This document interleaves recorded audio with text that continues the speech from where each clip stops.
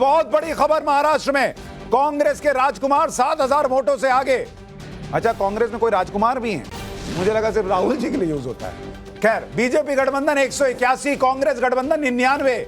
झारखंड में मामला बहुत बढ़िया बना हुआ है, 40-40। अन्य जो है वो एक सीट पर, कहीं ये मधु कोड़ा ना साबित हो जाए अन्य एक यही सीएम ना बन जाए। अच्छा, तो चलिए, झारखंड में कम से कम फाइट जो है वो दिख रही है। लेकिन झारखंड में इसका मतलब जो ये कहा गया था कि हेमंत सोरेन को जेल में डालना बीजेपी के लिए बहुत घातक साबित हुआ है। कम से कम बीजेपी गठबंधन फाइट में है 40-40, बहुत क्लोज फाइट है। लेकिन महाराष्ट्र और यूपी ये तो रुकने का नाम नहीं ले रहे। 8-1 यूपी में और महाराष्ट्र में 183-97। जरा आपको हीट मैप दिखाता हूं, यहां कुछ बड़ी स्क्रीन पर डालिए, दर्शकों को तस्वीर दिखाएं कि ये पूरा मामला पिछले बार से जब हम कंपेयर कर रहे हैं तो कहां बैठ रहा है। जरा इसकी तस्वीर दर्शकों को दिखाते हैं कि ये मामला कहां जाकर रुक रहा है। और अब जब कंपैरिजन आप देखेंगे तो आपको बेहतर पता चल पाएगा कि ये देखिए, जब आप ये तस्वीर देख रहे हैं महाराष्ट्र का, ये लोकसभा के हिसाब से आप देख रहे हैं ये 2019 में क्या तस्वीर थी। और अगर आप लोकसभा में देखेंगे तो लोकसभा में जो नतीजे आए थे उसको अगर आप विधानसभा में कन्वर्ट करते तो बीजेपी साफ हो गई थी बॉस। ये आप देखिए महाराष्ट्र के मैप में, उधर देखिए कैसे भगवा हो रखा था और इधर कैसे पूरा हरा हो गया था महाविकास आघाड़ी का। लेकिन अगर अभी की आप स्थिति देखेंगे तो बीजेपी ऐसा लग रहा है कि 2019 की इस तस्वीर को भी बिल्कुल से रेप्लिकेट करने के साथ साथ हो सकता है इससे बेहतर तस्वीर जो है वो बना ले। ये महाराष्ट्र में निकलकर आता हुआ दिख रहा है। ये आप तस्वीर देखिए, तो ये बहुत बड़ा उलटफेर है। और आप देखिए 129 सीट, अगर आप लोकसभा में जो नतीजे आए थे उसको विधानसभा में कन्वर्ट करते तो बीजेपी गठबंधन को 129 सीट आनी चाहिए थी। बीजेपी गठबंधन को जो है वो 2019 में 187 आई थी। इस बार बीजेपी ऑलरेडी 185 पहुंच चुका है। कांग्रेस गठबंधन को 153 आना चाहिए था, वो अभी 100 के नीचे 95 पर अटका है। और अन्य को 6 आना चाहिए था, अन्य का मामला 8 पर है। यानी अगर आप तस्वीर देखेंगे महाराष्ट्र के अंदर गजब का उलटफेर दिख रहा है। और अब आपको सीधी टक्कर का मामला दिखा रहा हूं। सीधी टक्कर का आप मामला देखिए, बीजेपी और कांग्रेस, वहां 75 सीटों की सीधी टक्कर है। एनसीपी अजीत पवार और एनसीपी शरद पवार गुट 36 सीटों पर सीधी टक्कर है। और शिवसेना शिंदे गुट और शिवसेना उद्धव गुट 51 सीट पर सीधी टक्कर है। लेकिन ये बहुत बड़ी खबर है कि महाराष्ट्र में गजब का उलटफेर हो रहा है। चारू प्रज्ञा, महाराष्ट्र में अगर यही नतीजे रहते हैं तो ये क्या आपने जो काम किया उसका नतीजा है, या उद्धव ठाकरे ने आपका काम आसान कर दिया औरंगजेब की तारीफ करके, या फिर बटेंगे कटेंगे और एक है तो सेफ है, इसने सबसे बड़ा कमाल किया है। सुशांत जी, देखिए ऐसा है कि पहली बात तो ये एक कंपटीशन है politics of development and politics of no development के बीच। हमने ये देखा जब महाविकास आघाड़ी की सरकार थी। चारू जी, मैं एक सेकंड आपको रोक रहा हूं, एक सेकंड। पहली बार झारखंड में जेएमएम गठबंधन को बहुमत आ गया है। रुझानों में झारखंड में बड़ा उलटफेर, बीजेपी गठबंधन अब 39 और जेएमएम गठबंधन 41 हो गया है। यानी वहां पर बहुमत अब रुझानों में जेएमएम के पास है। लेकिन इतनी क्लोज फाइट है कि ये ऊपर नीचे अभी चलता रहेगा। अब चारू प्रज्ञा अपनी बात कहिए।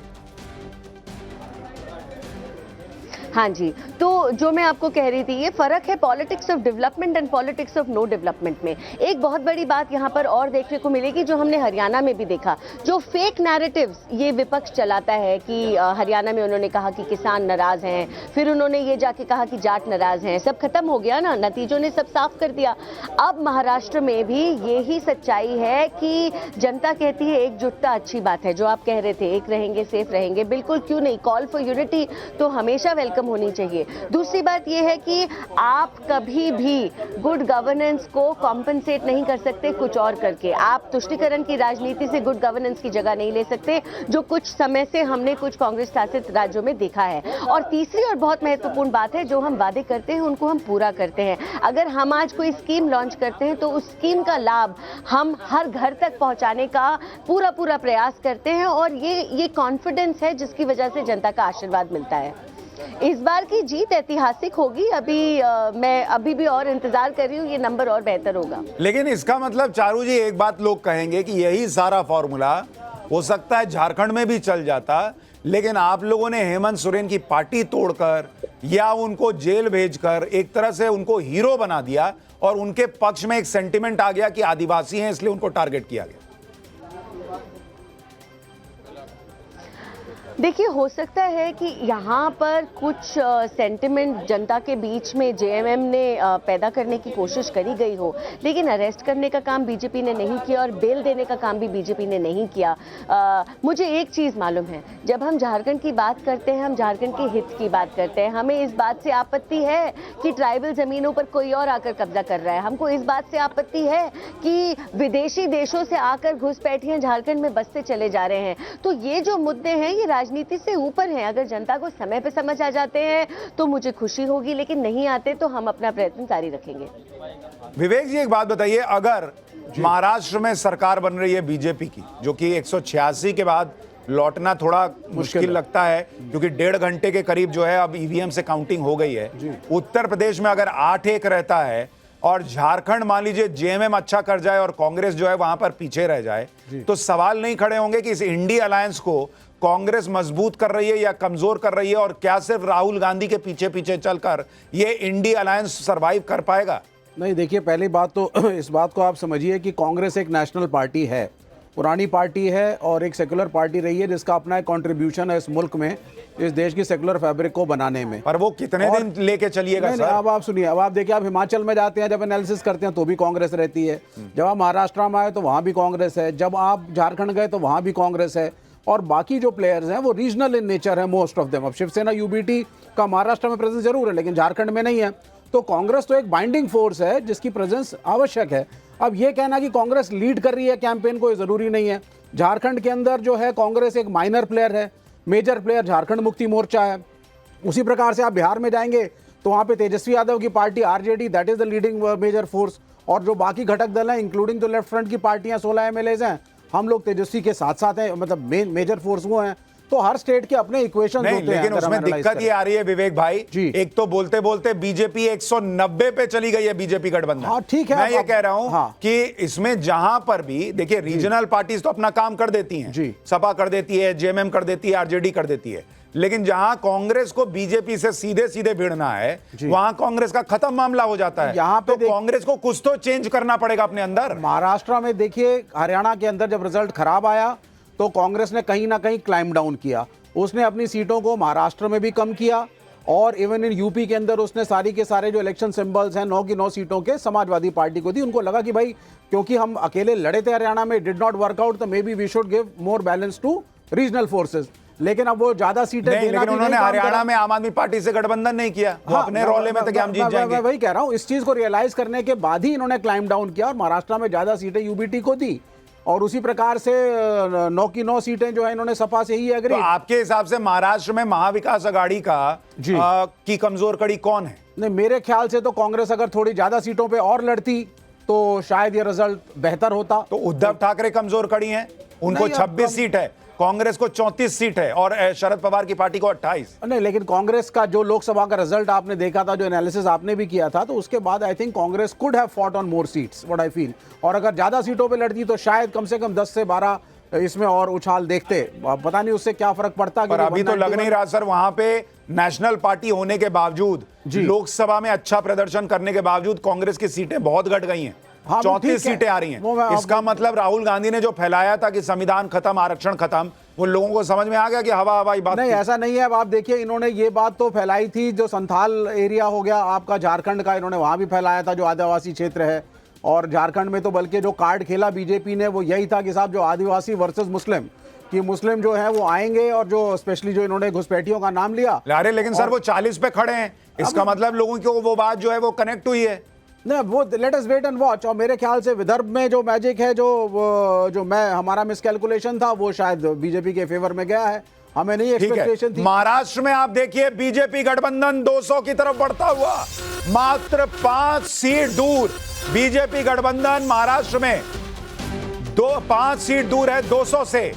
उत्तर प्रदेश उपचुनाव में बीजेपी 7, सपा 2 और झारखंड में अभी इंतजार करना होगा क्योंकि वहां 40-40 का मामला है। राजस्थान की 7 सीटों के उपचुनाव के रुझान आ रहे हैं।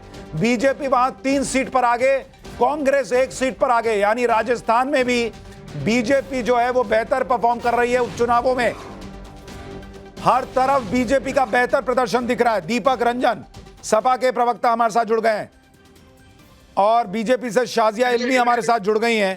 दीपक भाई, आपके पास यूपी से क्या खबर? 7-2 पलटेगा नहीं पलटेगा? और बोलते बोलते महायुति झारखंड, माफ कीजिएगा, महाराष्ट्र में 200 के पार, महायुति 201 पर महाराष्ट्र में पहुंच गई है, कांग्रेस गठबंधन 78।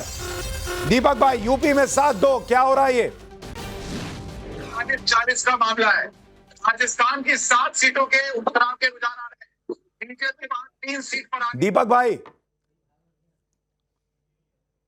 आवाज आ रही है दीपक जी आपको? चलिए, शायद अभी आवाज नहीं जा रही, मैं लौटता हूं। शाजिया इल्मी, महाराष्ट्र में आप लोग 200 के पार चले गए हैं, झारखंड में बहुत क्लोज फाइट। ये इतना डिफरेंस क्यों है कि एक तरफ सुपड़ा साफ कर रहे हैं और दूसरी तरफ इतनी क्लोज लड़ाई चल रही है? देखिए, सबसे पहले तो मैं कहूंगी कि जो गैप आप देख रहे हैं झारखंड में, बहुत छोटी गैप है, लेकिन ये बढ़ेगी। लेकिन जहां तक बात है महाराष्ट्र की, ये बहुत ही एक्साइटिंग रिजल्ट्स हैं और ये बहुत कुछ बताते भी हैं।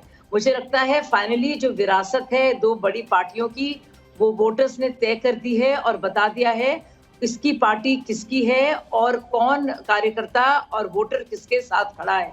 तो मुझे लगता है ये 2 बड़े फैसले महाराष्ट्र में वोटर्स ने ही कर दिए हैं, जो फैसले पहले चाहे इलेक्शन कमीशन या सुप्रीम कोर्ट कर रहा था। लेकिन फाइनली अब मुहर लग गई है कि किसकी पार्टी किसके अधीन और किसके लिए है और कार्यकर्ताओं किसके साथ खड़े हैं और वोटर्स किसके साथ खड़े हैं।